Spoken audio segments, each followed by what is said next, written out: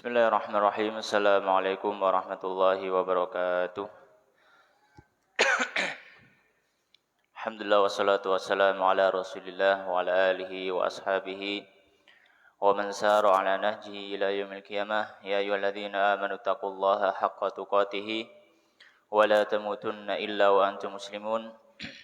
Wa ya ayyuhan nasu taqu rabbakumul ladzi khalaqakum min nafsin wahidah wa khalaqa minha zawjaha وبث منهما رجالا كثيرا ونساء واتقوا الله الذي تساءلون به والأرحام إن الله كان عليكم رقيبا وبعد فإن أصدق الحديث كتاب الله وخير الهدي هدي محمد صلى الله عليه وعلى آله وسلم وشر الأمور محدثاتها وكل محدثة بدعة وكل بدعة ضلالة وكل ضلالة في النار. Allahumma alimna ma yanfa'una wanfa'na bima 'allamtana. Rabbana subhanaka la ilma lana illa ma 'allamtana innaka antal alimul hakim wa tub 'alaina innaka antat tawwabur rahim. Ma'asyiral muslimin, jamaah Masjid Al-Buruj rahimani wa rahimakumullah. Alhamdulillah, malam hari ini Allah Subhanahu wa taala memberikan kita kesempatan sehingga kita bisa berkumpul dalam majelis ilmu. Kita bisa berkumpul untuk mempelajari ayat-ayat Allah Subhanahu wa taala, mempelajari hadis-hadis Rasulullah sallallahu alaihi wasallam. Dan kalau pada kajian biasanya kita membahas kitab Riyadhus Shalihin, insyaallah malam hari ini karena sudah dekat waktu kurban ya. Insyaallah malam hari ini kita akan bahas beberapa hal yang berhubungan dengan kurban. Ada sekitar 16 pertanyaan atau masail dalam masalah kurban ini yang sudah kita kumpulkan dalam risalah Masail Kurban. Insyaallah malam hari ini kita akan bahas satu persatu pertanyaan dan juga jawaban yang hubungannya dengan masalah kurban. Maka di sini ada sekitar 16 pertanyaan.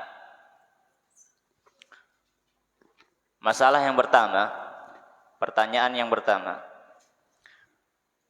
apakah hukum berkurban? Kurban niku napa hukume? Wajib napa sunnah napa mubah? Maka dijawab, hukum berkurban adalah wajib bagi Rasulullah sallallahu alaihi wasallam dan sunnah muakkadah bagi umatnya. Ini pembahasan yang pertama atau pertanyaan pertama. Pertanyaan pertama mengenai tentang hukum kurban. Napa hukum kurban? Nek damel Kanjeng Nabi kurban niku hukume wajib. Nek damel umate Kanjeng Nabi, kaum muslimin seluruhnya, maka hukum berkurban niki sunnah muakkadah. Napa maksudnya sunnah muakkadah? Sunnah muakkadah niku hukume sunnah akan tetapi sangat dianjurkan. Sangat dianjurkan. Terus nek enggak ada rezeki maka diusahakan kita berkurban. Dalilnya apa? Wonten surat Al-Kautsar yang pertama, firman Allah Subhanahu wa taala, "Fasholli li rabbika wanhar." Allah Subhanahu wa taala sampun dawuh, "Fasholli moko salata sira ya Muhammad li rabbika maring Rabbmu wanhar lan kurbano." Dan dalam hadis yang lain, kenapa kok para ulama menyebutkan niki sunnah padahal di dalam ayat jelas fasholli li rabbika wanhar niku kata perintah. Nek kata perintah niku kan harusnya wajib. Maka para ulama membawa kata perintah ini ke arah sunnah karena hadis yang lain diriwayatkan oleh Imam Tirmidzi.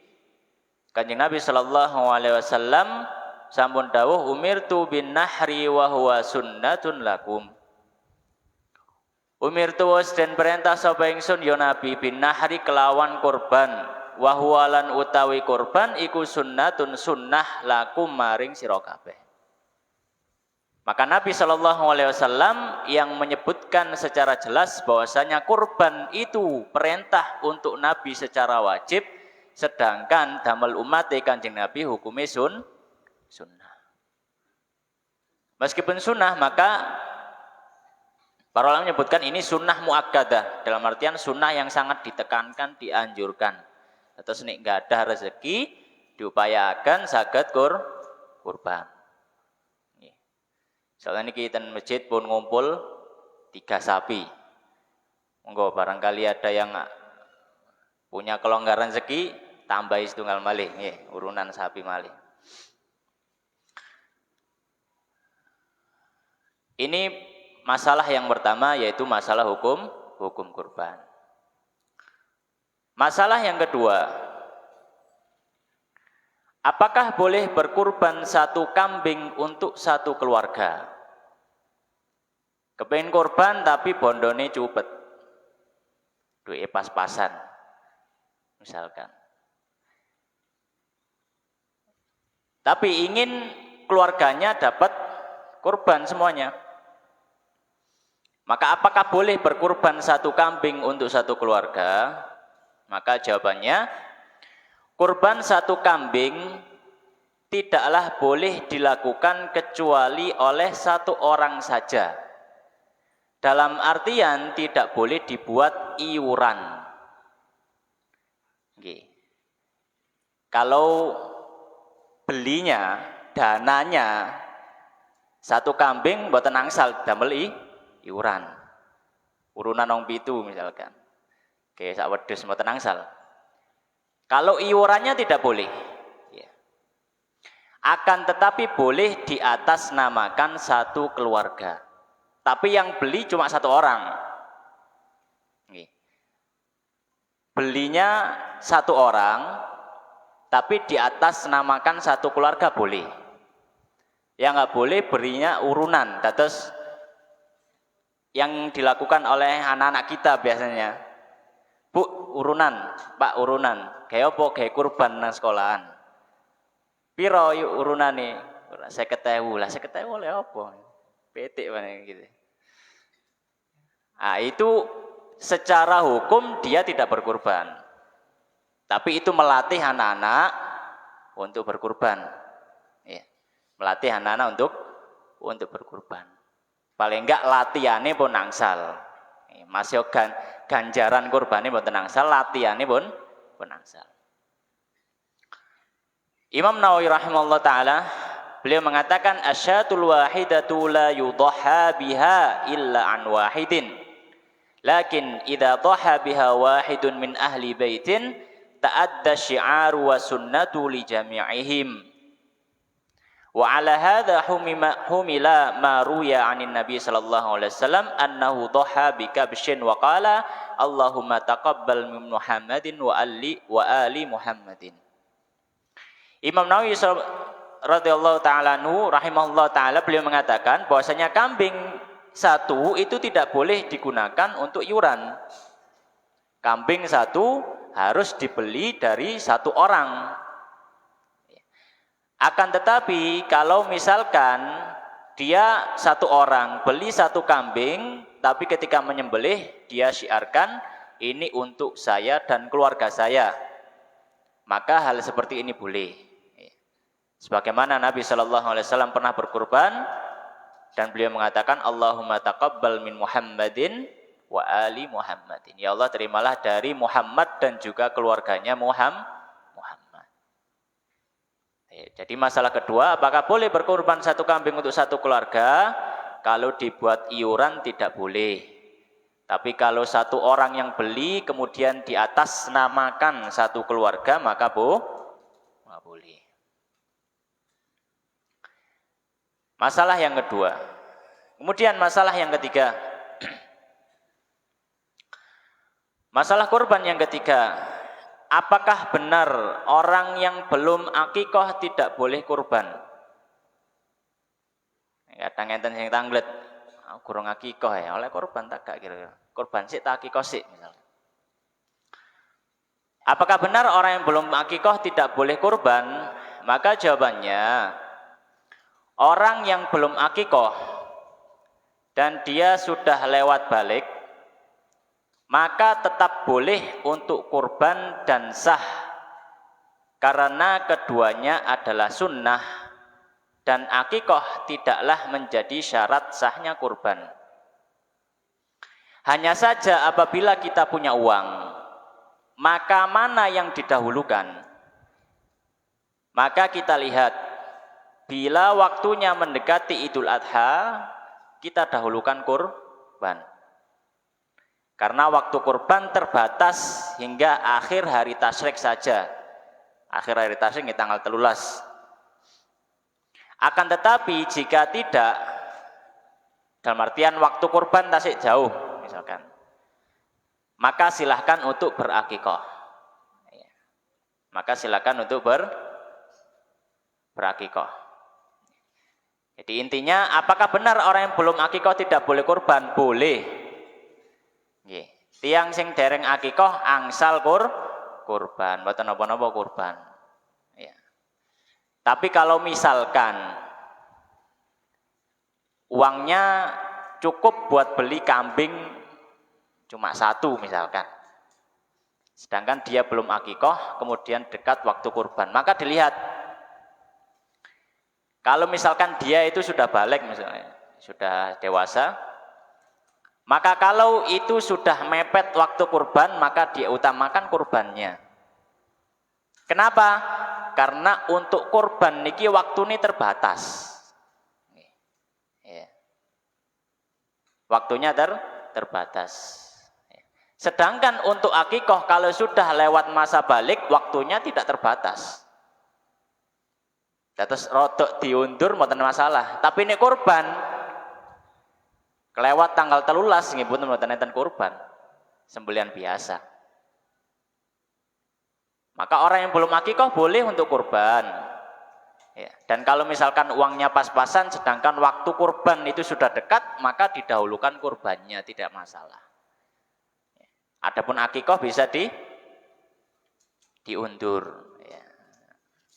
Dalam kaidah fikih disebutkan maka waktuhu mudayyakan muqaddamun ala makana waktuhu muwassa'an. Ibadah yang waktunya terbatas itu lebih diutamakan daripada ibadah yang waktunya lebih panjang. Ini kaidah fikihnya. Nah, sedangkan kurban ini waktunya terbatas. Waktunya terbatas. Cuma tanggal 10, 11, 12, 13, 4 hari saja. Sedangkan akikoh kelewat hari itu enggak masalah. Tasik sakit akikoh, tapi ini kurban setahun pisan. Maka kurban lebih diutamakan daripada akikoh. Ini kalau orang tersebut sudah balik. Tapi itu masalah yang ketiga, masalah akikoh dengan kurban. Masalah yang keempat. Masalah yang keempat. Bolehkah menggabungkan niat kurban dan niat akikoh? Duwe pas-pasan, kurung akikoh, terus kepin kurban. Ya itu kudu siji niati loro. Angsal tamboten. Niat kurban nggih niat akikoh. Maka para ahli fikih dalam hal ini berbeda pandangan. Khususnya para ahli fikih Syafi'i, mazhab Syafi'i. Dalam mazhab Syafi'i sendiri ada perbedaan pandangan. Ada perpandangan bahwa tidak boleh meniatkan keduanya untuk satu hewan. Terus nek kewane siji niate ya siji. Nek kurban ya kurban, nek akikoh nggih akikoh. Ada yang berpendapat boleh. Ada yang berpendapat boleh. Yang berpandangan tidak boleh niki pendapatnya Ibnu Hajar Al-Haytami Asy-Syafi'i rahimahullah taala. Ya. Beliau menyebutkan dalam kitabnya Tuhfatul Muhtaj. Sedangkan yang mengatakan boleh, boleh niki pendapatnya Ar-Ramli dalam Nihayatul Muhtaj syarah Minhaj. Beliau mengatakan walau nawa bisyatil madbuhatil udhiyata wal aqiqata hasala khilafan liman za'ama khilafahu. Kalau orang itu meniatkan untuk satu kambing niatnya kurban plus niat akikah, maka boleh. Hal ini berbeda dengan pendapat orang mengatakan tidak boleh. Jadi para ulama berbeda pendapat. Ada yang mengatakan angsal digabung niate. Enten sing mengatakan boten angsal. Sikap kita bagaimana? Ya kalau misalkan dikira-kira setelah kurban niki mungkin beberapa bulan akan ada uang. Misalkan punya simpanan atau enten sing nggak ada utang seharga kambing misalkan, maka yang afdol tentu memisahkan, boten digabung niati, boten digabung niati. Itu kalau misalkan dikira-kira dia punya prasangka kuat, insya Allah, rong wulan kas, telung wulan kas, insya Allah ana rezeki maneh. Jadi sudah bisa diperkirakan dia bisa akikoh. Maka yang afdal di sini tidak usah digabung niatnya. Ya, cukup niat kurban saja tanpa niat akikoh. Tapi kalau diperkirakan sudah nggak ada rezeki lagi, ya. Sudah nggak ada, ini sudah satu-satunya ini, misalkan. Ya. Maka di sini kita bisa mengambil pendapat Ibnu Hajar Al-Haytami yang mengatakan boleh. Yang pendapat Ar-Ramli yang mengatakan boleh. Ya. Tapi kalau misalkan nanti ada rezeki lagi ya tidak masalah untuk akikoh. Ya. Jadi niat yang kita gabung sekarang itu jagani mboten enten rezeki malih.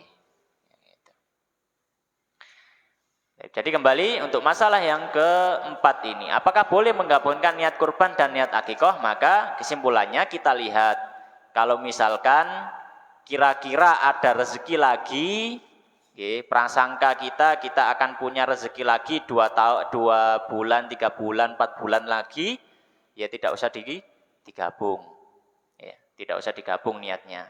Tapi kalau misalkan prasangka kuat kita sudah nggak ada rezeki lagi untuk beli kambing lagi misalkan, ya maka di situ boleh kita menggabungkan niat sebagai bentuk ya kehati-hatian. Mbok menawa umure mboten nutut kan mboten. Masalah yang berikutnya, masalah yang kelima. Bolehkah berkurban dengan hewan betina? Bolehkah berkurban dengan hewan betina? Wedhus wedok misalkan, atau sapi betina, sapi sing wedok misalkan. Angsal mboten? Boleh, tapi yang afdol dengan hewan yang jantan.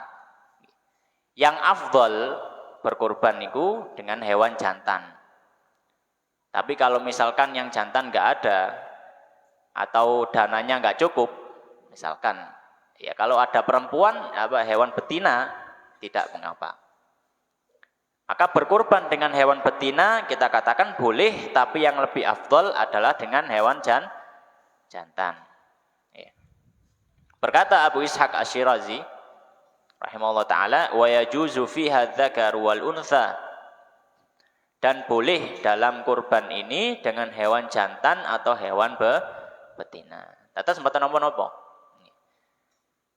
Ya, kalau misalkan dananya nggak cukup, ya bisanya cuma beli yang betina saja, ya boleh.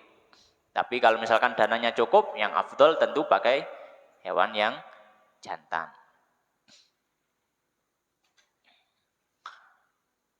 Kemudian Imam Nawawi rahimahullah ta'ala juga mengatakan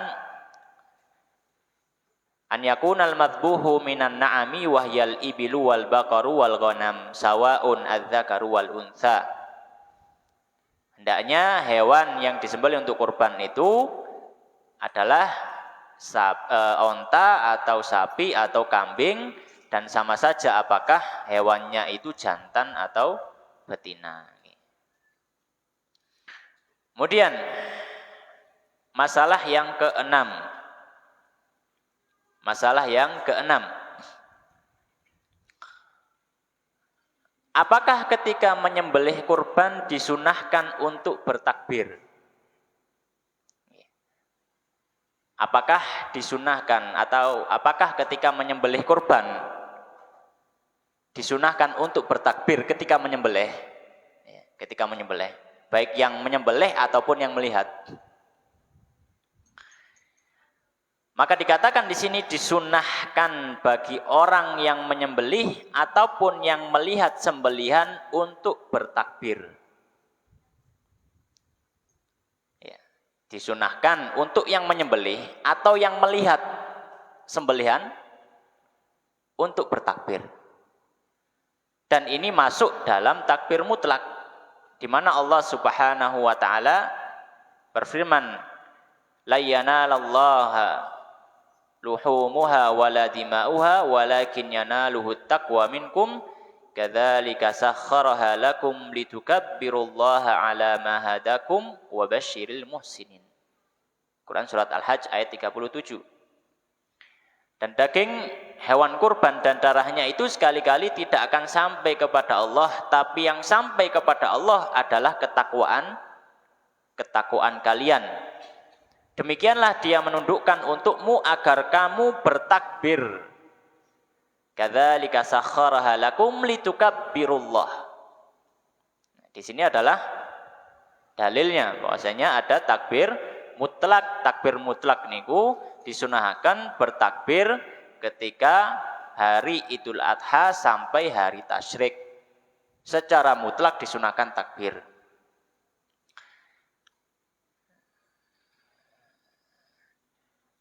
Imam Nawawi rahimahullah ta'ala, beliau mengatakan wattafaqa ashabuna ala istihbabit takbiri ma'a tasmiyati fayaqulu bismillahi wallahu akbar li hadithi Anas al-madhkur wa huwa sahihun anna nabi sallallahu alaihi wasallam samma wa kabbara.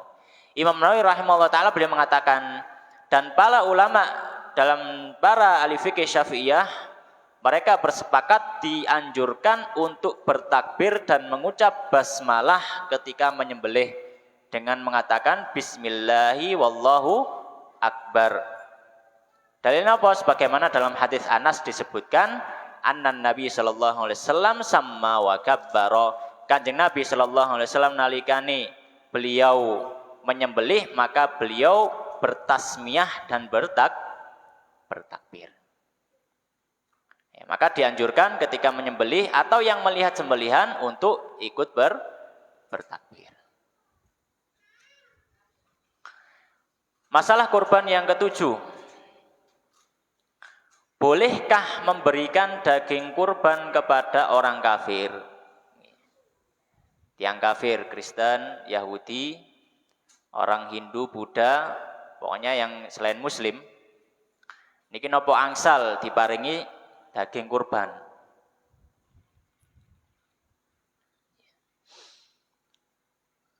Maka yang muktamad, pendapat resmi dalam mazhab Syafi'i mengatakan tidak boleh memberikan daging kurban kepada orang kafir. Meskipun ada sedikit perbedaan pendapat di dalam ahli fikih juga. Ada perbedaan pendapat dalam hal ini. Ibnu Hajar al-Haytami berpandangan tidak boleh memberi orang kafir daging kurban atau mereka ikut memakannya secara mutlak. Tumut mangane mawon mboten angsal, napa mawon dikei. Nah, baik kafir ahli kitab atau bukan, baik zimmi, harbi, muahad atau musta'min atau musta'man. Jadi semua jenis orang kafir tidak boleh mendapatkan daging kurban. Disebutkan oleh Al-Haythami, Ibnu Hajar Al-Haythami dalam Tuhfatul Muhtaj.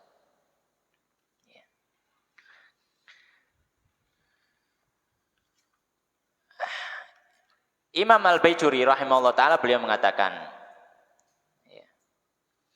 wa kharaja biqaidil muslimin ghairuhum fala yajuzu i'ta'uhum min udhiyati tatawwu' minha syai'an kama nassa alaihi fil buwaiti. Imam Al-Baijuri mengatakan bahwasanya dari ucapan bahwasanya daging kurban diberikan orang muslim, maka tidak boleh daging kurban diberikan kepada orang kafir. Ini pendapat jumhur ulama Syafi'iyah mengatakan tidak boleh. Hanya saja Imam Nawawi rahimahullah ta'ala, beliau memiliki pendapat yang lain. Beliau mengatakan, ya, boleh memberikan kepada kafir zimmi.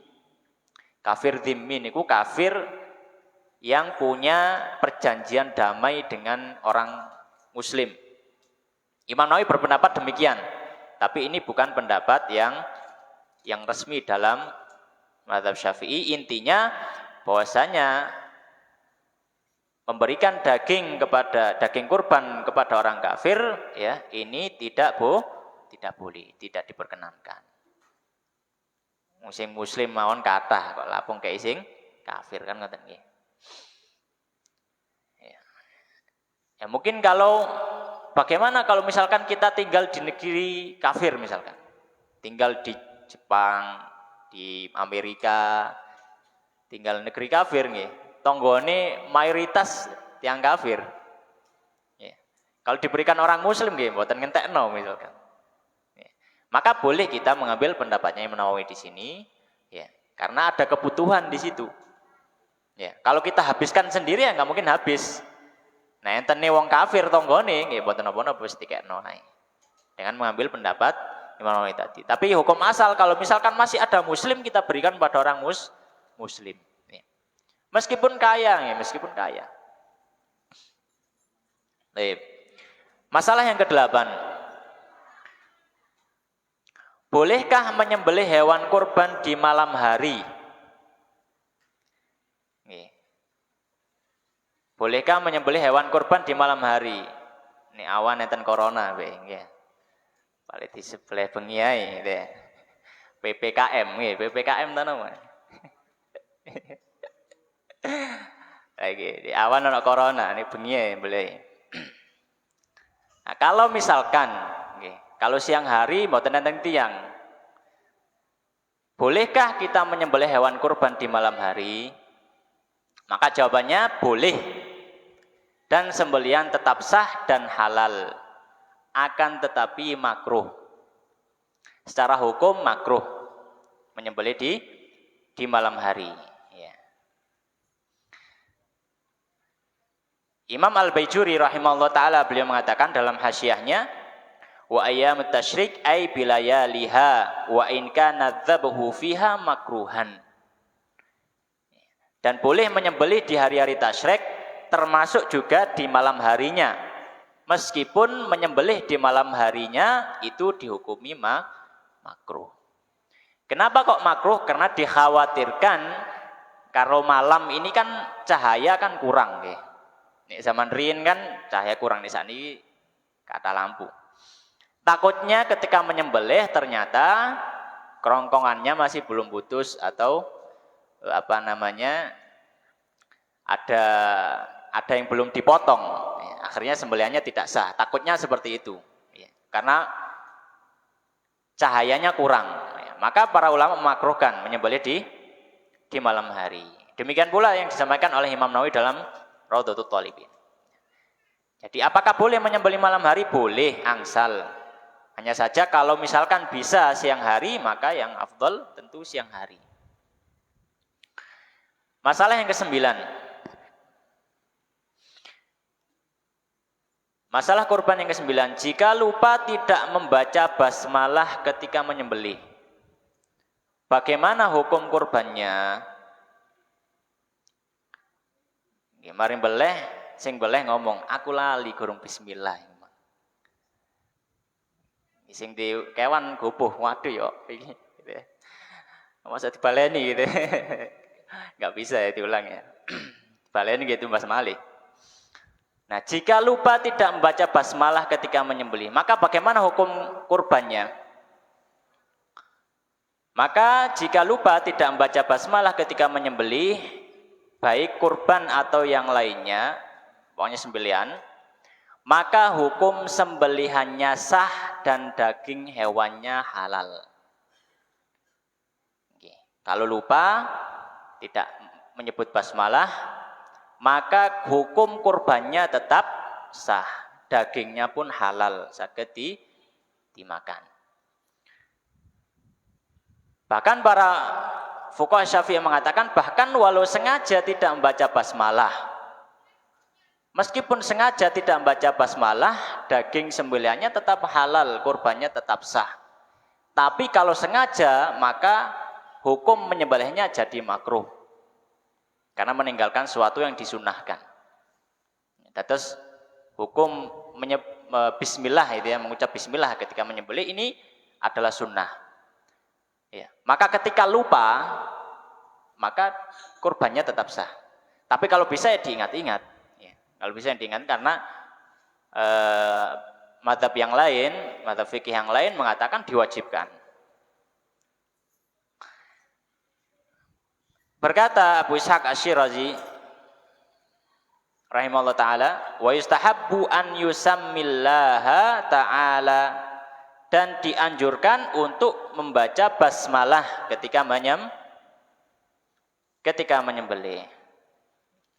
Imam Al-Bajuri menyebutkan alasannya, atasmiyatu fahiya sunnatun indana wa yukrahu tarkuha. Membaca basmalah ketika menyembelih kurban ini hukumnya sunnah dan makruh meninggalkannya, tapi sembelihnya tetap sah.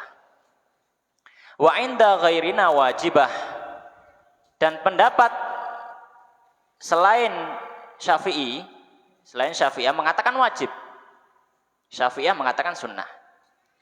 Mengapa kok mereka mengatakan wajib? Karena Allah Subhanahu wa taala wonten surat Al-An'am ayat 121 Allah berfirman, wala ta'kulu mimma lam yuzkarismallahi alaihi, dan janganlah kalian memakan dari sembelihan yang tidak disebutkan nama Allah Subhanahu wa taala di atasnya. Nah, para ulama Syafi'iyah menjawab ayat niki. Mereka mengatakan wajib anhu Syafi'iyah annal murad mimma lam yuzkar ismullahi alaihi, dan maksudnya janganlah kamu makan dari yang tidak disebut nama Allah di atas hewan tersebut, bi'an dzukira ismu ghairihi, karena tidak boleh makan hewan tersebut bukan karena tidak disebut bismillah, tapi karena disebut nama selain Allah. Dalam ayat ini yang dimaksud itu bukan bismillah, tapi tidak menyebut bismillah, malah menyebut nama selain Allah. Nah, kalau seperti itu maka sembelihannya haram. Misalkan nyembelih untuk pohon beringin misalkan. Iya. Bismi syajarati beringin misalkan. Ya. Aku nyembelih gawe wit ringin niki, gawe punden niki. Kalau disembelih seperti itu, maka secara sepakat para ulama mengatakan sembelihan itu haram untuk dimakan. Nah, itu yang dimaksud dalam ayat lam yuzkarismullahi alaih. Kenapa para ulama Syafi'iyah menyebutkan bahwasanya dimaksud adalah tidak menyebut nama Allah, itu maksudnya adalah menyebut nama selain Allah? Karena di ayat yang lain Allah Subhanahu wa taala mengatakan, atau di lanjutan ayat tersebut Allah Subhanahu wa taala menyatakan wa innahu lafiskun, dan sesungguhnya sembelihan yang tidak disebut nama Allah itu adalah kefasikan. Di Di ayat yang lain Allah Subhanahu wa taala mengatakan fisqan uhilla li ghairillah.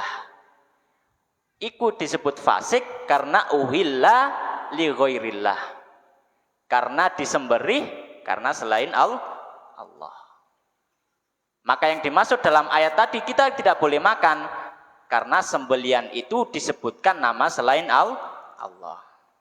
Jadi bukan maksudnya adalah mengucap basmalahnya, tapi karena menyebutkan nama selain Allah. Intinya kalau misalkan lupa ketika menyembelih mboten nyebut basmalah, maka sembelihnya tetap sah. Tapi tentu yang menyembelih nanti diingatkan, atau diingat-ingat sendiri yang tukang nyembelih. Bismillahi wallahu akbar. Kemudian masalah yang ke-10. Bolehkah berkurban atas nama mayit?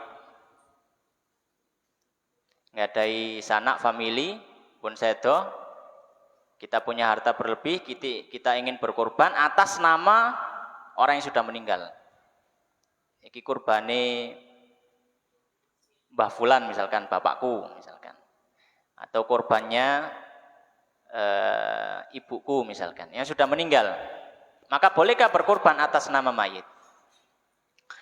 Jika berkorban atas nama mayit dengan tujuan supaya pahalanya bisa didapatkan oleh mayit, jika tanpa ada wasiat dari mayit untuk hal tersebut, maka tidak boleh, dalam artian pahalanya tidak akan sampai.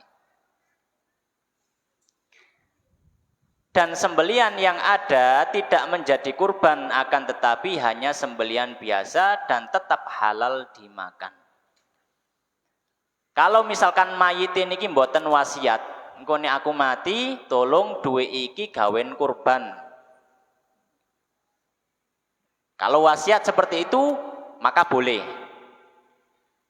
Tapi kalau mayitnya tidak berwasiat sama sekali, itu uang dari uang kita. Kita belikan, kemudian kita sebutkan bahwasanya ini kurban atas nama Fulan. Ya, bapakku sing wis sedo misalkan. Maka kalau seperti itu, maka tidak sah menjadi kurban. Tapi dagingnya masih halal untuk dimakan.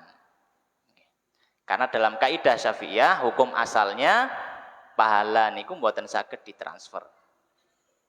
Kecuali dalam beberapa hal saja. Ya. Wala taziru waziratun wizra ukhra. Orang lain tidak bisa memikul dosa orang lain. Demikian pula orang lain tidak bisa transfer pahala kepada yang lain. Itu hukum asal kaidah dalam kitab Syafi'i. Tapi kalau misalkan wasiat, maka boleh. Kalau misalkan wasiat, maka boleh.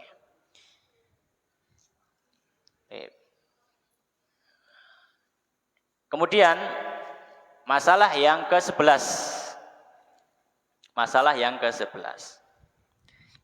Niki masalah yang sering menjadi perdebatan.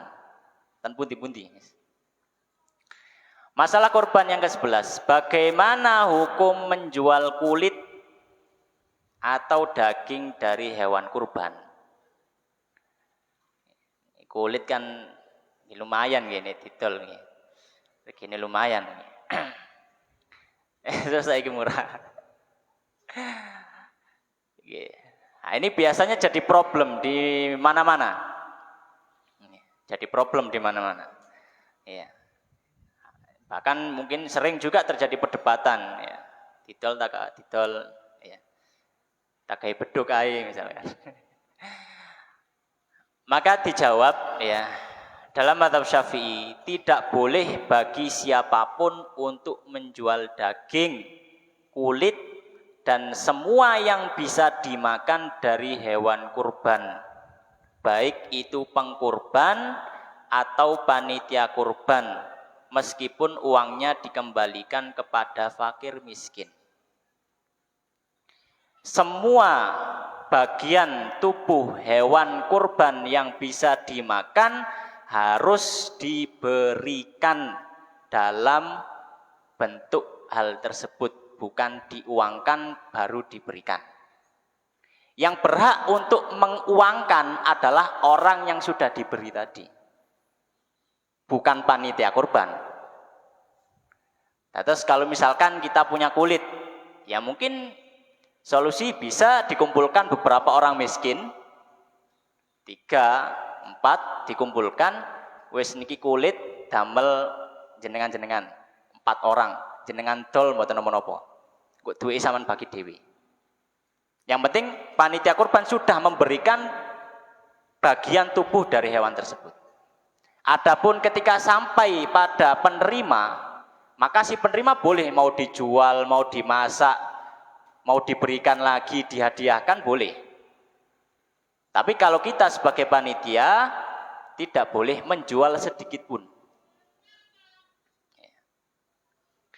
Meskipun uangnya akan disedekahkan kepada fakir miskin atau untuk kas masjid misalkan. Kadang kadang wis duwe gawe kas ae. Ah, ini juga nggak boleh. Iya. Juga tidak boleh. Ya. Kecuali daging atau kulit yang sudah diberikan kepada fakir miskin berupa sedekah tadi, maka boleh bagi si fakir atau yang miskin tadi menjualnya. Kalau sudah diberikan kepada orang tersebut, maka orang tersebut boleh mau dijual, mau diapapun boleh. Tapi selama di panitia tidak boleh dijual atau diapapun. Ya. Berkata Abu Ishaq Asy-Syirazi, "Wala yajuzu bai'u syai'in minal hadi wal udhiyati nadharan kana au tatawwu'an." Boten nangsal menjual sesuatu bagian dari hadi niku dam nggih, kurban denda haji kan pakai hewan. Denda haji atau sembelihan nazar atau sembelihan biasa, sembelihan kurban biasa. Tidak boleh menjual sedikit pun dari bagian tubuh hewan tersebut. Demikian pula yang disebutkan oleh Imam Nawawi rahimahullah taala. Terus ngoten nggih, saged dibagi-bagi, bisa diberikan kepada beberapa orang, kemudian silakan orang tadi bersepakat untuk menjualnya, kemudian dibagi uangnya, boleh seperti itu. Ya, tergantung kesepakatan panitia saja. Yang jelas panitia tidak boleh menjual sedikit pun. Masalah yang ke-12, bagaimana tata cara memilih hewan kurban? Nah, insya Allah sudah kita pahami bersama. Ya. Hewan yang boleh dikurbankan hanya 3 jenis. Onta dengan berbagai macam jenisnya, sapi dengan berbagai macam jenisnya, kambing dengan berbagai macam jenisnya. Ini onta nggih, saged onta sing punuke enten setunggal, enten sing punuke kalih, bisa. Kan onta aja 2, ada onta yang punuknya 1, punuknya 2. Sapi juga begitu. Sapi manapun boleh ya.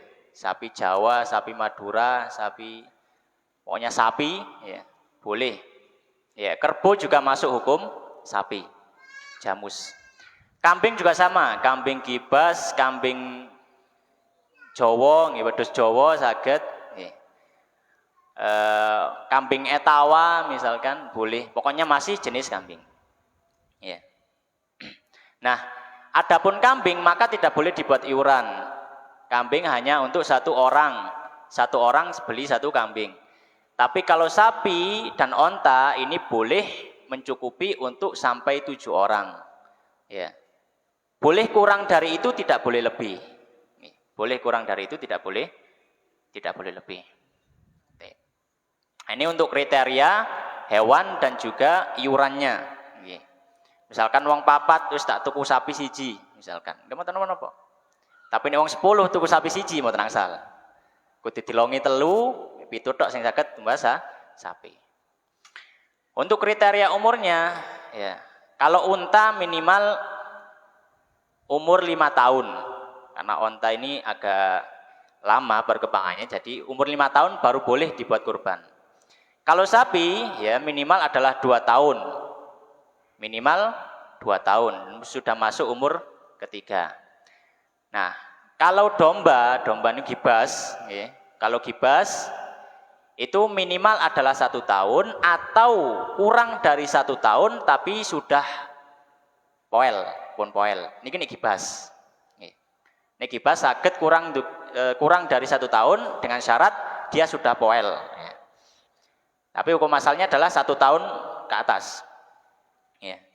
Tapi kalau kambing biasa maka dia yang 1 tahun masuk umur kedua. Kemudian untuk hewan yang dipergunakan dalam berkurban, kriteria hewannya ini dipersyaratkan yang sehat, tidak boleh cacat. Cacat yang mengurangi daging atau mengurangi kelezatannya. Misalkan gudiken, boresen misalkan. Atau kambingnya sangat kurus sekali. Maka ini tidak boleh dibuat kurban. Mboten asal dibuat kurban. Kemudian masalah yang ke-13, kirang 3. Masalah yang ke-13, bolehkah berkurban dengan uang hasil hutang? Kepengin kurban, mboten gadah duit. Akhirnya hutang. Bolehkah? Maka disebutkan, jawabannya pada asalnya dipersyaratkan bahwa hukum sunnah dalam kurban itu berlaku, salah satunya ketika ada kemampuan untuk membeli hewan kurban. Ini mboten sanggup tuku nggih mboten sunnah hukumnya. Ya. Tapi kalau mampu beli maka hukumnya sunnah. Ya. Nah, yang dimaksud tidak mampu adalah yang memang hartanya tidak cukup untuk membeli hewan kurban. Maka orang yang memiliki aset-aset kebutuhan yang sekunder, maka masuk golongan yang mampu. Misalkan nggak ada mobil, aslinya siji cukup, tapi duwe loro. Tapi duwe loro, demangan kurang. Apakah wajib berkurban? Kita katakan wajib berkurban. Bukan wajib ya, sunnah berkurban. Dianjurkan 1 mobilnya dijual, damel kurban. Itu aset sekunder karena dia hanya tambahan saja. Akhirnya cukup 1 mobil cukup untuk 1 keluarga, tapi dia punya 2. Maka dianjurkan untuk dijual kendaraannya. Ya. Nah, eman niki sing eman niki sing rada abot iki. Ya. Nah, tapi kalau misalkan yang niki bener-bener mboten enggak ada, tapi kepengin kurban. Sangat ingin sekali untuk berkurban sampai dibelani utang misalkan. Maka kita katakan kurbannya tetap sah. Kurbannya tetap sah. Tapi yang afdol adalah tidak usah berkurban. Yang afdol tidak usah berkurban. Ya. Karena kalau berkurban dengan hutang takutnya nanti ya malah belum selesai bayar hutang sudah keburu meninggal misalkan, malah meninggalkan warisan hutang kepada anak cucu. Tapi yang lebih afdol adalah tidak usah berkurban kalau memang tidak mampu. Kemudian masalah yang ke-14, bagaimana tata cara menyembelih hewan kurban? Nah, ini secara singkat saja. Tata cara menyembelih hewan kurban diantaranya yang pertama, tidak memperlihatkan hewan tersebut kepada hewan lain yang sedang disembelih, atau ketika menajamkan pisau, atau ketika merebahkan hewan harus dengan cara yang sehalus mungkin, yang tidak menyiksa. Ini yang pertama. Terus kalau bisa dipisah tempat menyembelih sama tempat kurbannya, tempat hewannya. Yang kedua, disunahkan untuk menyembelih hewan kurbannya sendiri. Ini saged, misalkan punya kambing 1, kecuali kalau iuran ya, tinggal dipilih siapa yang mau menyembelih. Tapi kalau misalkan kita cuma kambing saja, beli 1, ya, yang afdol adalah yang beli hewan tersebut, yang menyembelih, yang punya hewan tersebut. Yang afdol seperti itu. Nah, apabila tidak bisa, maka boleh diwakilkan kepada yang lain. Ya. Dan dia ikut hadir. Dia ikut hadir ketika disembelih, dia niat dalam hati, ya, ini kurban saya, misalkan seperti itu. Ya, kalau misalkan tidak bisa menyembelih, maka boleh diwakilkan dan dia hendaknya hadir dalam penyembelihan. Yang ketiga, hewan dan orang yang menyembelih menghadap ke arah kiblat. Hewan dan orang yang menyembelih menghadap ke arah kiblat, ya. Jadi kepalanya ada di selatan. Kepalanya ada di selatan. Kemudian yang keempat, disunnahkan membaca basmalah dan bertakbir, ya, sebagaimana dalam hadis Bukhari, ya.